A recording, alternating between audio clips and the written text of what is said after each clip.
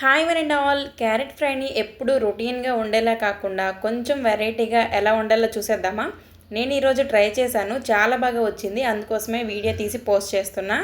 ముందుగా క్యారెట్ని చిన్న చిన్న పీసెస్గా కట్ చేసి ఒకసారి బాగా వాష్ చేసిన తర్వాత కొద్దిగా వాటర్, సాల్ట్ వేసి మంచిగా ఉడికించాలి. క్యారెట్ ముక్కలకి వాటర్ ఏమీ లేకుండా వంచుకోవాలి. ఇప్పుడు ఒక ప్యాన్ తీసుకుని అందులో గుప్పెడు పల్లీలు, జీలకర్ర, శనగపప్పు, మినపప్పు, ఎండుమిర్చి, 1.5 టీ స్పూన్ల నువ్వులు కూడా వేసి ఒకసారి బాగా ఫ్రై చేయాలి. వీటన్నింటినీ చల్లారిన తర్వాత మిక్సీలో ఫైన్ పౌడర్లా చేసుకోవాలి. అదే పౌడర్లో 4-5 వెల్లుల్లి రెబ్బలు, ఉప్పు, కారం వేసి బరగ్గా మిక్సీ చేసుకోవాలి.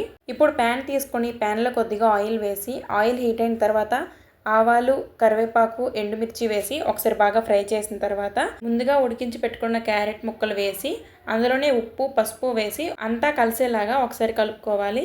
ఇప్పుడు మనం ముందుగా మిక్సీ చేసి పెట్టుకున్న పొడి మసాలాని ఒక 3-4 టీ స్పూన్లు వేసి అంతా బాగా కలుపుకుంటే ఎంతో టేస్టీగా ఉండే క్యారెట్ ఫ్రై అయితే రెడీ అయిపోతుంది. Bye bye.